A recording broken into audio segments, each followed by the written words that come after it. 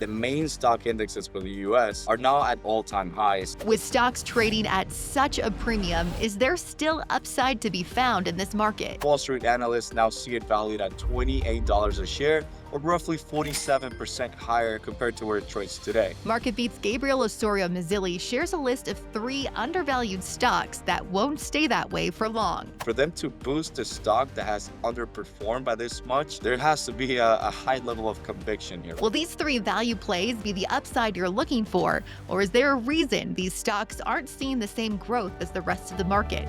Let's dive in.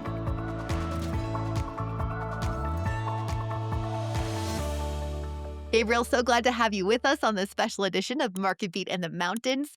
We are talking about stocks that are undervalued at a time when the entire market is seeing brand new highs. Let's talk about why there might be some stocks that aren't seeing the same kinds of record breaking highs that a lot of other stocks and really the whole market is seeing right now. Yes, so both the Nasdaq 100 and the S&P 500, the main stock indexes for the US, are now at all-time highs, if not within 3% of them, right? The thing is, other stocks haven't seen that sort of treatment from the market in the past few quarters. And I think that's where investors can see a lot of opportunity for a catch-up play, as sort of the breadth in the market isn't really where it should be. Now, if you are invested in the S&P, if you are invested in the Nasdaq 100 or the top holdings that are really driving that momentum higher, it doesn't mean that you might essentially see a pullback. I mean, that is a 50-50, right? Who knows? But if there is one coming, I think that these 3 stocks we're going to talk about today could give you the best risk management system and also some potential upside as well. Yeah, we're going to get into that list you have for us today of the 3 stocks that are really undervalued right now, but have a lot of upside potential still ahead. And I think that undervalued piece is so valuable in a market where if you're buying any of those big momentum plays right now, you're going to be paying quite the premium, whereas these ones actually still have some good upside potential. So let's get to that first name on your list, Gabriel. So that would be XPeng. And this is a particularly complicated one because most investors, they really aren't willing to invest their capital overseas. Most especially China, right? Especially now with all of the trade tariff negotiations going on, the geopolitical pressures that are happening between the United States and China. I don't think a lot of investors are necessarily lining up to buy Chinese stocks. However, I think that XPeng should be one of those exceptions because it is directly exposed to the electric vehicle growth that China is seeing. Now, out of Europe, the US, and China, China is the market that is growing the fastest when it comes to EVs. And XPeng is right at the front of the line when it comes to providing the original parts that are used in these EVs in China. So when you think about it, XPeng is sort of like a advanced auto parts or Riley AutoZone, though it is specifically focused on EVs in China. So you have the fastest growing EV market in the world, the fastest growing middle class in the world, and a lot of forecasted spending for electric vehicles in the future. So I think that where this stock trades today and where the price targets are set, where the EPS growth is set, and where the macro backdrop is set today, I think that again, this could be the exception to the fears of investing in China. I think you're very right there. We definitely have heard from some viewers who say, I'm never invested in Chinese stocks. We have other viewers who just aren't interested in the international investments. So if that's you, scroll through to the next couple of stocks on this list. But if you are interested in some international diversification, talk about how the Chinese markets have been doing this year and how this company is doing compared to other stocks in that market. Yes, so when it comes to the American stock market and the Chinese stock market, there is a big, big difference, right? First, most of the returns seen in the S&P 500 have been driven by multiple expansion, right? So that means as the PE multiples go up, as the price to book ratios go up, the stock market itself is going up. However, there are no true fundamental growth factors happening underneath, and that comes down to EPS growth. So a lot of these stocks that are sitting at the top of the S&P don't really see that much EPS growth anymore. Rather, they become popular, they become often mentioned in the media, and so the popularity, that hype, if you will, is driving that PE ratio higher. On the other hand, you have China seen the opposite trajectory, right? So you have roughly half of the PE valuation to its American counterparts and double the EPS growth. So eventually, I think the market is going to have to go back to fundamentals and realize that a stock like XPeng and other Chinese stocks like Alibaba or the Chinese ETF itself, stock ticker symbol MCHI, is going to eventually see that rotation, right? Where investors think, look, I need to see actual EPS growth if I'm going to overpay on a PE basis. And so I think that's exactly where China stands right now. It's going to take a little bit more time. It's going to take a lot more patience. And investors have to be willing to go through that negative media and sort of the short term volatility. But if you do remain focused on the fundamentals, this is a short play, especially when it comes to the EV growth that China is seeing. Yeah, really interesting stock pick. Before we move on to the second stock on your list, I do want to follow up with just what are the analyst ratings for this company? How much upside are they expecting? Right. So when we go back to that subject of EPS growth and current valuations, I think that's where we should start for XPeng, right? And Wall Street analysts see that XPeng could report up to 30 cents per share in earnings by the fourth quarter of 2025. And most investors know that where EPS growth goes, so does the stock price action, which is why Wall Street analysts now see it valued at $28 a share, or roughly 47% higher compared to where it trades today.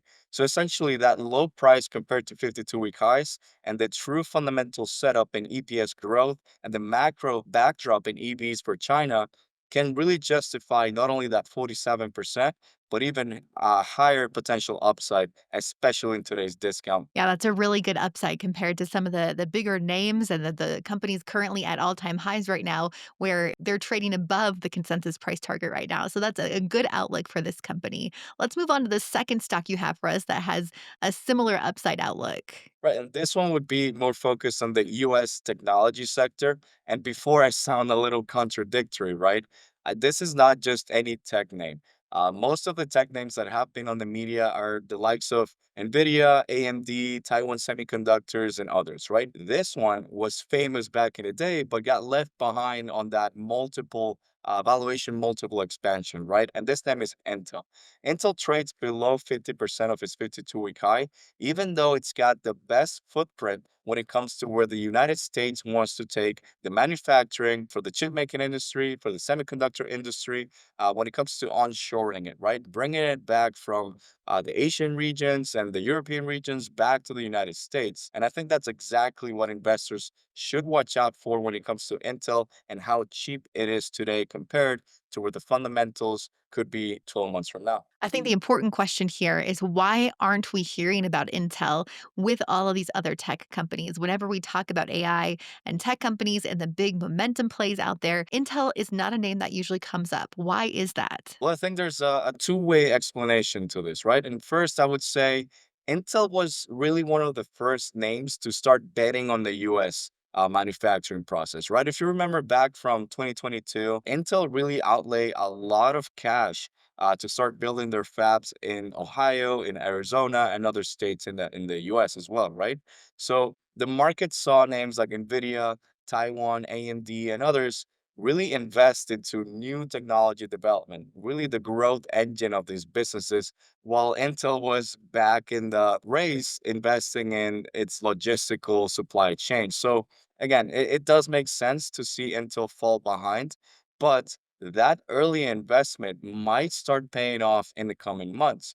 As you might know, President Trump has now announced the America's AI Action Plan, right? And it's mostly focused on bringing back that supply chain into the United States, data center, energy infrastructure, and other items in there as well. So, again, if you think about what NVIDIA has been doing, what AMD has been doing, what other names have been doing recently, they've focused on the leading technology aspect, which is fine and dandy. It's worked for them. But now the playing field is changing, and the rules are now who has the most footprint inside the United States to onshore that supply chain and manufacturing capability. So, if it's aligned with where the political spectrum is going, where the technology spectrum is going, where the tariff dealings are going, I think this is where Intel really starts paying off for investors. So, again, those companies that focus on cost cutting, on the logistical chains and whatnot, haven't really seen that much performance. but that could soon change in the coming quarters. What are analysts saying about that change? Are they expecting Intel to have a greater upside, or are analysts starting to pull back on some of their price targets for Intel? Yeah, so when it comes to Wall Street and what they're doing about Intel stock, I think it should be worth mentioning two main developments. And the first is that analysts at Loop Capital now see a $25 per share price target on Intel, which compared to where it trades today signifies around 25% upside. Now, this is one of the most recent upgrades, right? As far as mid-July 2025. And it's really bringing about the question of what these analysts are betting on if Intel has recently reported that management is focused more on cost cutting, not on expanding and developing new technology. So I think that if anything, they should be seeing the landscape changing through this new AI action plan. Now, another factor that could justify that boost in ratings and the potential accumulation of Intel stock today for the coming months is the fact that Aberdeen Capital has now built up a $91 million position as of July 2025. So again, if institutions are buying, if Wall Street analysts are willing to boost this stock, and keep in mind, Wall Street analysts, they guard their reputation like their lives depend on it. So for them to boost a stock that has underperformed by this much, there has to be a high level of conviction here, right? And I think that conviction is born off the footprint of manufacturing chips within the United States for Intel. Some really great points about Intel. I know you talked about this company on the channel before, really expecting a turnaround. It will be interesting to see when or if that turnaround comes for Intel. If you're a growth investor looking for other AI plays that do still have a lot of upside potential, make sure to check out our latest free premium article just for our YouTube viewers. It's about the top 5 AI and robotic stocks that are still trading under $15 right now. They all have tremendous growth potential ahead. You can scan the QR code now or click the link on the description of this video to get that free list right now on marketbeat.com. All right, Gabriel, let's move on to that third company on your list of stocks that are undervalued right now, but won't stay that way for long. Yeah, so this third name is Albemarle, right? And this one is exposed to something that happened recently in other rare earth metal stocks. As you may know, the United States is now negotiating with regions like Europe and Asia Pacific when it comes to the rare earth metals trade, right? And this is mostly focused on energy infrastructure, potential nuclear power, and down the line, as well as the development of EVs. And if we connect back the upside seen in Xpeng, this is also a connection back to Albemarle in the case that Albemarle produces lithium and other rare earth metals for energy production. Now, the fact that this one is trading so low compared to its 52-week high makes me wonder when the volatility and the upside optimism, right, seen in the industry might spill over to Albemarle. As you have seen, stocks like MP Materials already more than double in a short span of time due to the deals that have been landed in this sector. So I think that Albemarle and its exposure to energy, EVs, and other technology for energy storage should really push the stock higher as long as there's enough media coverage around it, right? This is one of the things when it comes to investing in small companies. You need not only the fundamentals, but also people talking about it. Any thoughts as to why this company isn't trading at the same growth rate as some of the others in this field? Well, I think it could be due to previous earnings announcements. I think that the market was expecting some sort of growth when it comes to Albemarle and hasn't really seen it lately. Now, you have to remember that markets are usually forward looking, and the fact that other names like MP Materials and the price of copper itself has pretty much skyrocketed over the past month. I think that eventually, again, that effect should spill over into Albemarle and other names as long as it gets enough coverage, right? This is one of the things, again, when you invest in small companies. So we're really depending on Wall Street picking on this name and figuring out, hey, if this stock already skyrocketed and the raw material commodities are also going up, then it might have as well be time for Albemarle to do the same, right? I want to end the discussion on this one by also looking at the upside because that's what this video is all about is looking for stocks that are priced low enough that there's still enough upside built into them. What are analysts saying about this one? Right. So, or for that factor of exposure on Wall Street, I think that investors could focus on the fact that Wall Street analysts now have a $91 per share price target on the stock, which represents roughly 29% upside from where it trades today. Now, on the other side of the equation, you have actual market participants, right? Because Wall Street analysts, they might boost or downgrade a stock all day long, but they're not actually monetarily exposed to it. So, when you look at that side of the market, you can see that up to 7.4% of the company's short interest has been wiped out over the past month. Now, I would take that as a potential sign of bearish capitulation, looking at where the commodity markets are, where the demand for EV is, and how that rare earth metals dealing is happening in the US right now. So, again, Albemarle could be one of those hot stocks in the coming months, and Wall Street analysts are already behind it. Short sellers are dipping out of the stock because they believe there isn't a lot of downside left compared to how much upside there could be, again, with double digit potential, according to Wall Street. Now, more than that, you do have some institutions buying in when it comes to July 2025, such as those from PGGM Management. They built a multi-million dollar position on it already. And again, if the stock starts to see further momentum and sort of fulfill that Wall Street analyst target, I wouldn't be surprised to see other institutions jump into the stock as well. A really good point on this one and on all of these to look at the upside that's there and look at some of that institutional activity, the short selling activity to see are we at the bottom for some of these stocks and is now a time to get in and hopefully get in before that upside is realized. Gabriel, thank you so much for giving us these three names to consider today. I'd love to hear from you, the viewers out there. What do you think about these three companies?